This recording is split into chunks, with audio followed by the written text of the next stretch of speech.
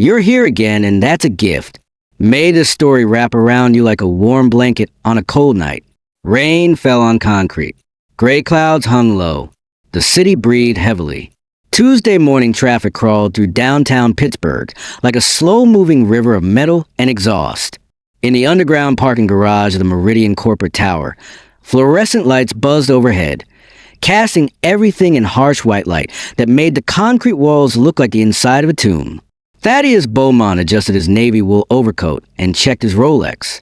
At 52, he was the youngest CEO in his company's history, having built Meridian Tech from a small software startup into a billion-dollar empire. His charcoal suit was perfectly tailored, his silver hair styled with precision, and his leather briefcase contained contracts that would change the future of artificial intelligence.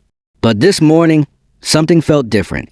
As he pulled his black Mercedes into the executive parking section, he noticed the old man in the corner booth watching him with unusual intensity. The parking attendant had been there for 3 years, ever since Thaddeus had taken over the building.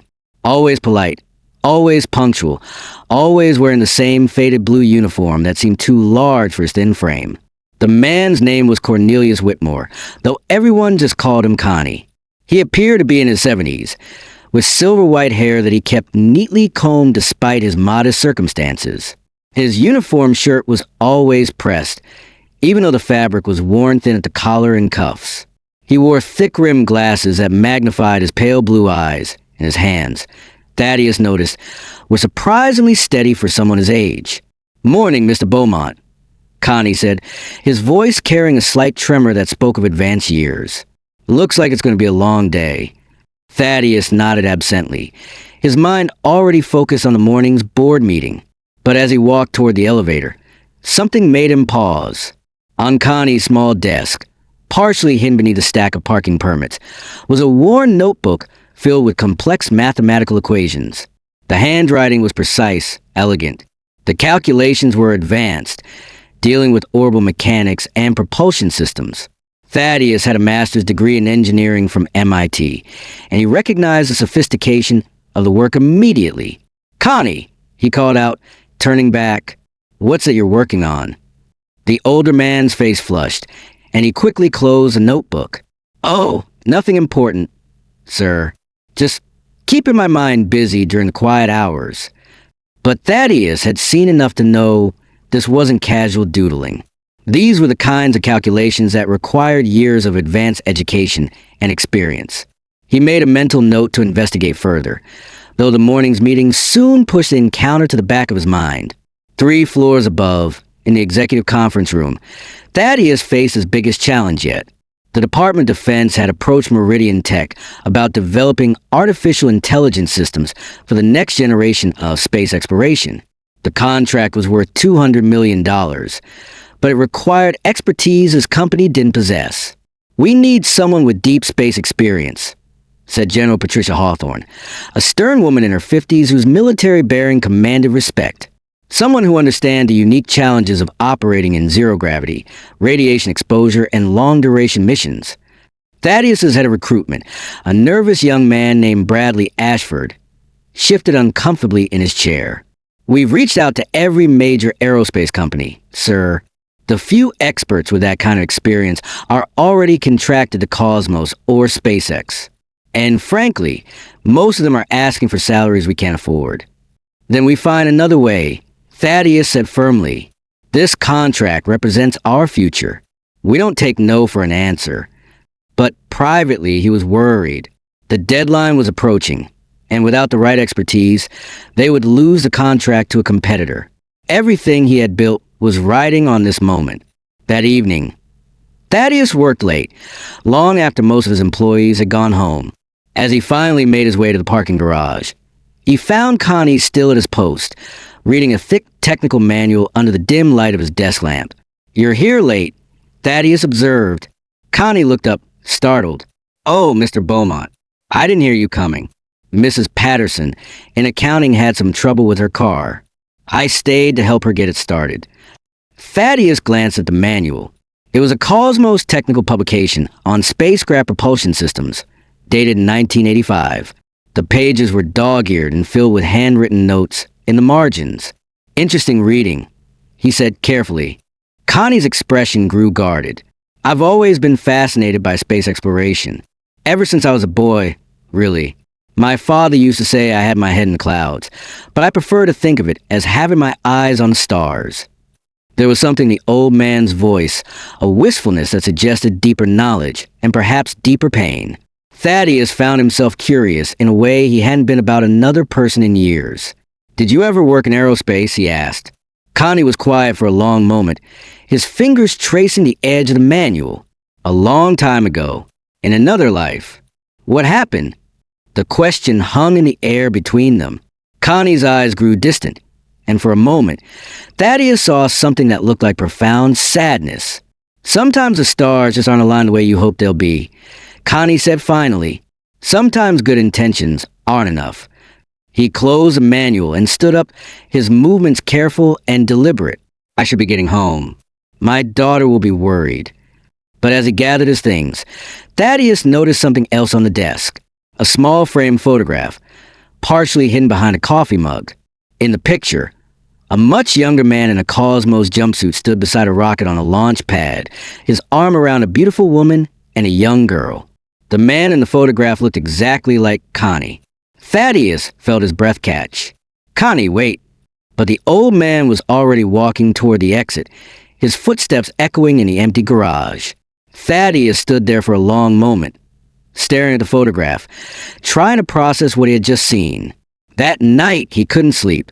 He kept thinking about the equations in Connie's notebook, the Cosmos manual, and most of all, the photograph.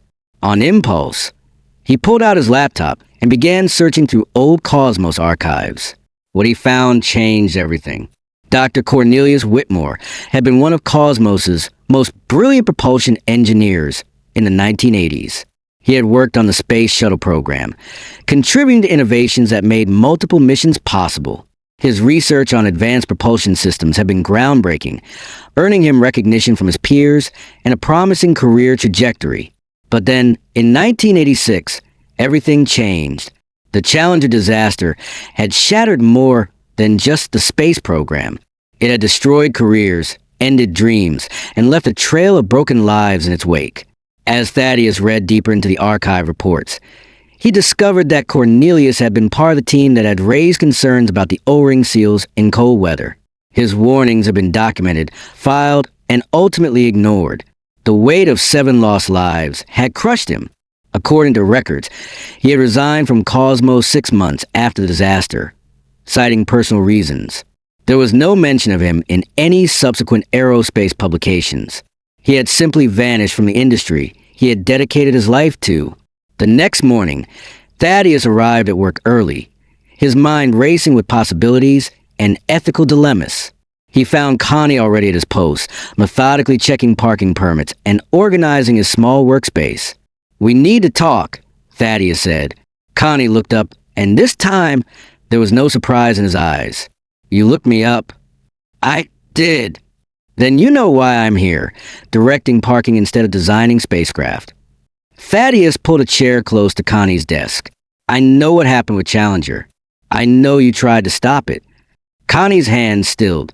For a moment, he looked every one of his 73 years. "Trying isn't enough when people die, Mr. Beaumont. Good intentions don't bring back 7 astronauts. It wasn't your fault, wasn't it?" Connie's voice was barely a whisper. "I could have spoken louder. I could have refused to sign off on the launch. I could have gone to press. You followed proper channels. You did everything you were supposed to do, and it wasn't enough." Connie removed his glasses and cleaned them with shaking hands. "After the investigation, I couldn't look at another rocket without seeing their faces. Krista McAuliffe, Dick Scobie, Michael Smith, all of them. So I walked away." The pain in his voice was raw, even after all these years. Thaddeus began to understand the weight this man had been carrying, the guilt that had driven him from the work he loved to a job that kept him invisible, forgotten. "What about your family?" Thaddeus asked, remembering the photograph. Connie's face crumpled. "My wife, Sarah, stood by me for a few years. But watching someone you love destroy themselves isn't easy. She took our daughter, Melody, and moved back to her mother's house in Ohio. said she couldn't watch me disappear into my guilt. When did you last speak to them? Melody's graduation from high school. That was 15 years ago. Sarah died 3 years later. Cancer. I found out from a mutual friend. His voice broke. I wasn't even at the funeral. Thaddeus felt something twist in his chest. Here was a man who had dedicated his life to pushing the boundaries of human exploration, who had tried to save lives, and who had been punished for caring too much rather than too little. Connie, I have something to tell you. We've been approached by the Department of Defense. They want us to develop AI systems for space exploration. We need someone with your expertise. Connie shook his head immediately. No, I can't. I won't be responsible for more lives. This isn't about manned missions. It's about robotic exploration. AI systems that can make decisions in deep space, millions of miles from Earth. No human crew. It doesn't matter. I'm done with that world. But Thaddeus could see the spark of interest in the old man's eyes, quickly suppressed but unmistakably there. The contract is worth $200 million, Thaddeus continued. But more than that, it's about pushing the boundaries of what we know about the universe. It's about exploration and discovery, the things you used to believe in. I'm 73 years old, Mr. Beaumont. I haven't worked in aerospace for over 30 years. The field has moved past me. Have you looked at the latest propulsion research?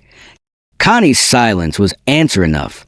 I'll make you a deal, Thaddeus said. Come upstairs. Look at the project specifications. If you think you can't contribute, walk away. But if you think you can help us push the boundaries of space exploration again, consider staying. That afternoon, Thaddeus led Connie to the engineering floor. The old man's eyes widened as he saw the advanced computers, the sophisticated modeling software, the team of young engineers working on cutting-edge projects. This is incredible, he whispered. In my day, we did these calculations by hand. Dr. Priscilla Hawthorne, the lead engineer on the space project, looked up from her workstation. She was a brilliant woman in her 30s, with short auburn hair and the kind of intense focus that marked true genius. Mr. Beaumont, who's your friend? Priscilla, I'd like you to meet Dr. Cornelius Whitmore. He's going to be consulting on the space project. Priscilla's eyes widened. Whitmore, you're the Whitmore who developed the variable thrust propulsion system for the shuttle program. Connie shifted uncomfortably. That was a long time ago. Long time ago? Your work on propulsion efficiency is still cited in current research. I wrote my master's thesis on applications of your variable thrust model to Mars missions.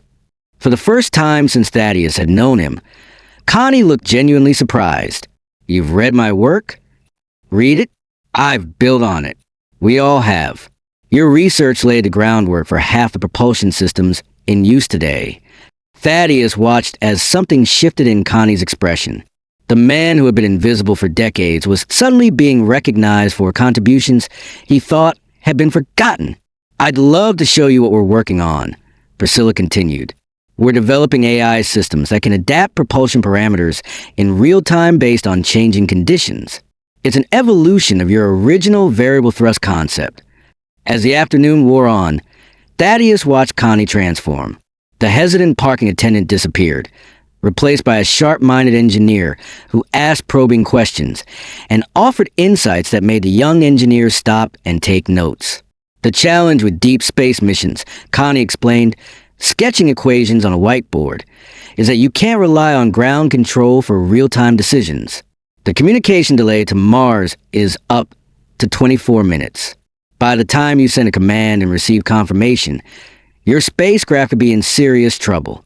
Exactly, Priscilla said excitedly. That's why we need AI systems that can make autonomous decisions. But we're struggling with the decision-making algorithms for propulsion management. Connie studied the specifications for a long moment. You're approaching this wrong. You're thinking like computer scientists, not like pilots. In space, you don't just need to calculate the optimal path. You need to feel it. Feel it! Every spacecraft has its own personality. The way it responds to thrust, the way it handles course corrections. You need to build that intuition into your AI. The room fell silent. Thaddeus could see the wheels turning in the engineers' minds as they processed this perspective. How would you code intuition? Asked Jeremy Caldwell, a young programmer who had been struggling with the project for months. Connie smiled, and for the first time, Thaddeus saw a glimpse of the man he must have been 30 years ago. You don't code it. You teach it. Through simulation, through thousands of scenarios, through failure and adaptation, just like a human pilot learns. The team worked until late that evening, energized by Connie's presence and insights. When they finally wrapped up, Thaddeus found himself alone with the old man in the conference room. So, what do you think? Thaddeus asked. Connie was quiet for a long moment, staring at the equations covering the whiteboard. I think I've been dead for 30 years, and I didn't even know it. Does that mean you'll take the job? I'm scared, Mr. Beaumont. What if I mess up again? What if my decisions lead to another disaster? Thaddeus leaned forward. Connie, the disaster wasn't your fault. But even if it was, don't you think you've punished yourself enough? Don't you think those 7 astronauts will want you to keep pushing the boundaries, to keep exploring, to make sure their sacrifice meant something? Tears gathered in Connie's eyes. I don't know if I can face that kind of responsibility again. Then don't face it alone. Work with this team. Let them share the burden and the glory. The next morning, Connie arrived at work wearing a suit instead of his parking attendant uniform. It was an old suit, probably from the 1980s, but it was clean and pressed. He looked like a man preparing to step back into the world. I'll need to train someone to take over parking duties, he said to Thaddeus. Already handled. I've hired a professional parking management company, and I'll need access to current research. I have 30 years of catching up to do. The entire technical library is at your disposal. Connie nodded, then hesitated. Mr. Beaumont, why are you doing this? You could have found a younger consultant, someone without my baggage. Thaddeus considered the question. Because sometimes the best people are the ones who have been broken and rebuilt themselves. Because your experience, including your pain, makes you better at this job, not worse. And because everyone deserves a second chance.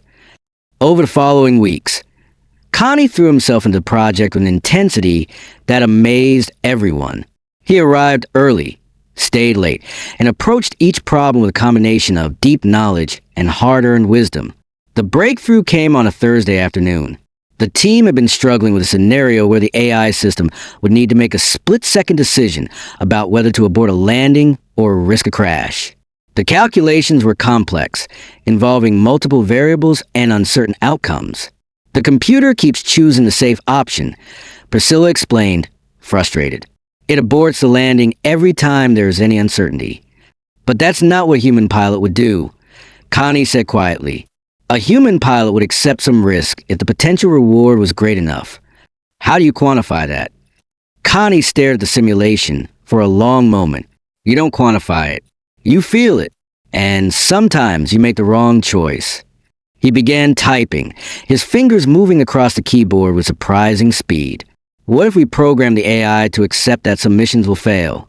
What if we build in the understanding that exploration always involves risk? That's a radical approach, Jeremy said. Most AI systems are designed to minimize risk. But exploration isn't about minimizing risk.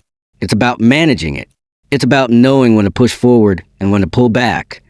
As he worked, Connie began to tell stories about his early days at Cosmos, about the calculated risks they had taken, about the missions that had succeeded because someone had been willing to push past the safe choice.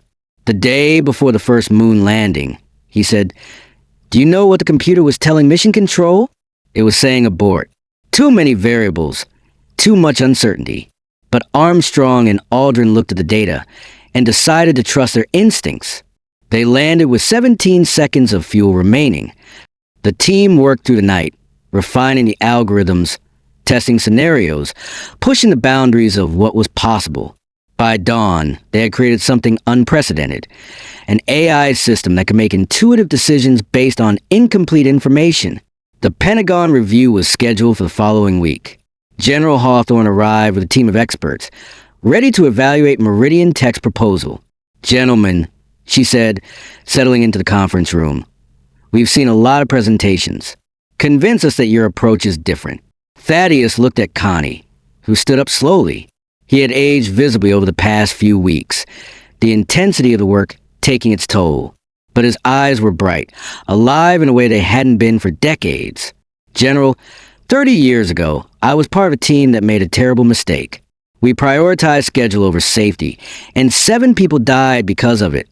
I've spent 3 decades trying to atone for that failure. The room was completely silent. But I've learned something in that time. The answer isn't to stop taking risks. The answer is to take them more thoughtfully, more carefully, and with full awareness of the consequences. He activated the simulation, and the screens filled with data. What you're about to see is an AI system that doesn't just calculate optimal outcomes.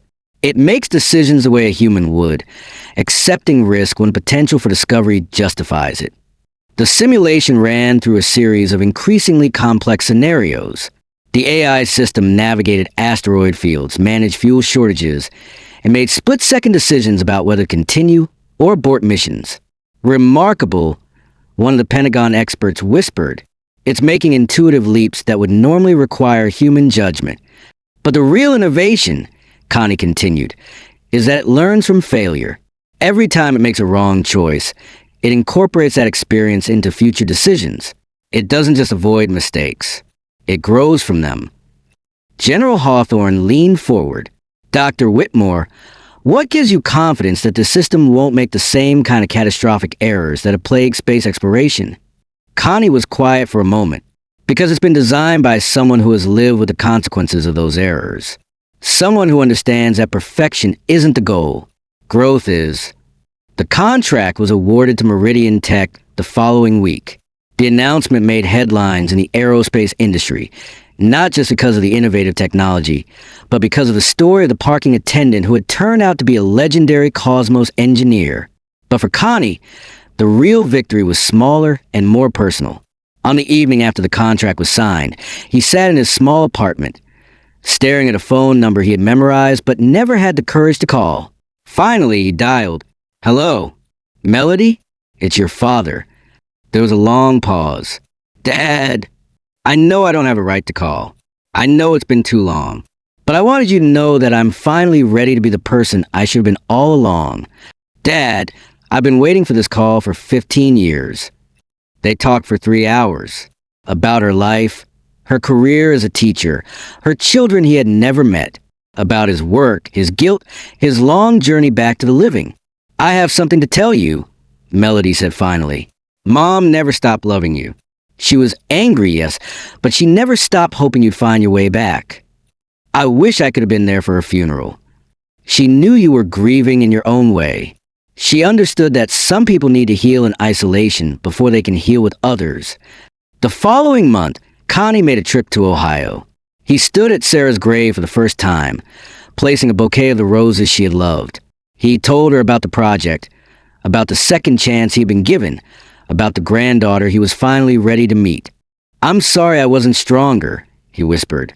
"I'm sorry I let my guilt keep me from being the husband and father you deserved." When he returned to Pittsburgh, he found the engineering floor buzzing with activity. The first prototype of the AI system was being prepared for testing, and the team was working around the clock to ensure everything was perfect. "How are we looking?" Thaddeus asked. "Good," Connie said. "Really good. This system is going to change everything." "Any regrets about leaving the parking garage?" Connie smiled. "Only that it took me so long to remember who I was." The first test of the system was scheduled for a Friday afternoon. The AI will be tasked with navigating a simulated mission to Europa, Jupiter's ice-covered moon. The scenario included multiple system failures, communication blackouts, and difficult decisions about whether to continue or abort the mission. As the team gathered around the monitors, Connie felt a familiar flutter of nerves. This was the moment when everything would either validate their approach or reveal its flaws. Initiating simulation, Priscilla announced. The AI system began its journey, making thousands of calculations per second, adapting to changing conditions, learning from each new challenge. When a simulated engine failure occurred, it recalculated the mission parameters and decided to continue with reduced capability. "It's working," Jeremy whispered. But then, Halfway through the simulation, something unexpected happened. The AI encountered a scenario none of them had programmed. A choice between saving the mission and saving hypothetical human lives. There were no humans on the simulated mission, but the AI had extrapolated from its training data and created a moral dilemma for itself. "What's it doing?" Thaddeus asked. Connie watched the data streams, his heart pounding. "It's thinking. It's weighing the value of scientific discovery against the risk to human life." The AI system paused for 37 seconds, an eternity in computer time. Then it made its choice. It aborted the mission and allocated all remaining resources to ensuring the safe return of the hypothetical crew. "It chose people over data," Priscilla said, amazed. "It chose compassion over discovery," Connie corrected. "It learned that some things are more important than the mission." The room erupted in applause. They had created an AI system that didn't just calculate optimal outcomes. It had developed something resembling wisdom. Later that evening, as the team celebrated at a nearby restaurant, Thaddeus found himself sitting next to Connie at the bar. "You know," Thaddeus said, "I never told you why I really offered you this job. I assumed it was because you needed my expertise. That was part of it. But the real reason was that I recognized something in you. The weight of responsibility. The fear of making the wrong choice. I've been carrying that same burden in my own work." Connie turned to look at him. "What do you mean?" "Every decision I make affects thousands of employees, their families, their futures. I've been so focused on not failing that I forgot about the possibility of succeeding. And now I remember that the goal isn't to avoid failure. It's to make failure meaningful." 6 months later, the AI system was deployed on its first real mission, a robotic probe to Mars tasked with identifying suitable locations for future human habitation. The mission was a complete success, with the AI making several crucial decisions that saved the mission when unexpected dust storms threatened to disable the craft. But the real success was quieter and more personal. Connie had moved to a larger apartment, one with a guest room for when his daughter and grandchildren visited. He had reconnected with old colleagues, some of whom had been carrying their own guilt about the Challenger disaster. Together, they had begun to heal from wounds that had festered for decades. The parking garage of the Meridian corporate tower had a new attendant, a young man named Marcus, who was working his way through engineering school. Connie made it a point to stop by and talk with him occasionally, offering encouragement and advice. "You know," Marcus said one day, "I heard about what you did before you worked here. That's pretty amazing." "What I did before wasn't amazing," Connie replied. "What I'm doing now is..." On the first anniversary of the AI system's deployment, Meridian Tech hosted a celebration. Engineers, executives, and Pentagon officials gathered to commemorate the success of the project.